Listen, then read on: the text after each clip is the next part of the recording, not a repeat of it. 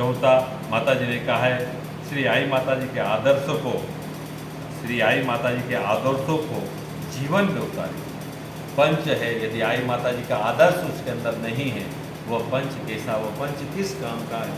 आई माता जी के दिशा निर्देश अनुसार वह काम करे और उसके अपने जीवन में पालना करे, वही पंच है।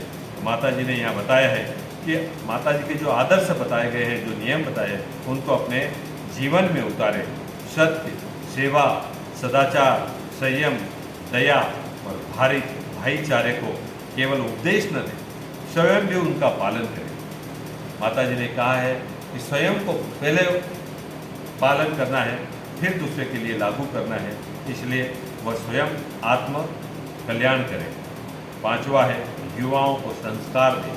पंच का काम है युवाओं को संस्कार दें, नई पीढ़ी को धर्म, संस्कृति, माता पिता का सम्मान, नशा मुक्त जीवन और समाज सेवा की प्रेरणा दे।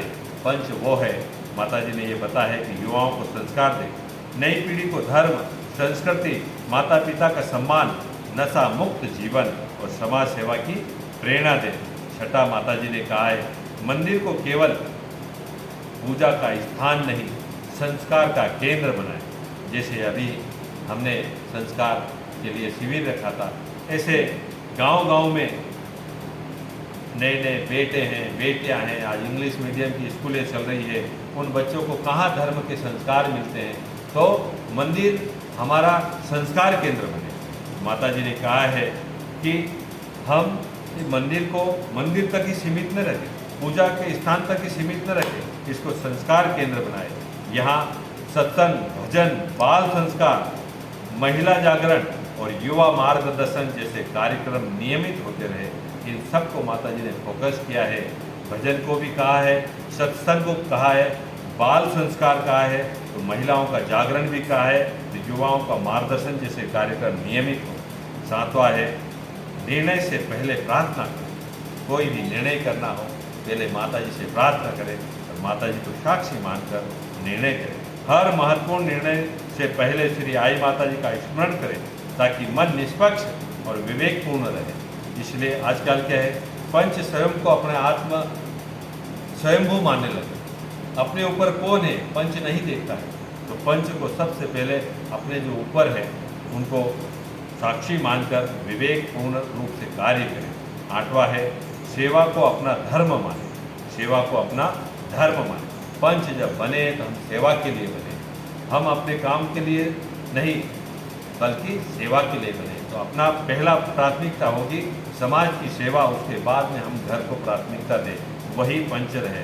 गरीब, असहाय, बीमार और जरूरतमंद की सहायता करना ही सच्ची भक्ति है। नौवा है समाज में एकता बनाए रखें। कभी भी ऐसी बात का निर्णय न करें जिससे समाज में विभाजन उत्पन्न हो। एकता ही सबसे बड़ी शक्ति है। संगठन में ही शक्ति है। जो समाज संगठित है वही उन्नति करता है। 10वां है और अंतिम है अपने आचरण से प्रेरणा बने। अपने आचरण से प्रेरणा बने। पंच का चरित्र ही उसकी सबसे बड़ी पहचान है। यदि पंच स्वयं अनुशासित, विनम्र और धर्मनिष्ठ होगा तो समाज स्वतः ही उसका अनुसरण करेगा। अंतिम संदेश माता जी का है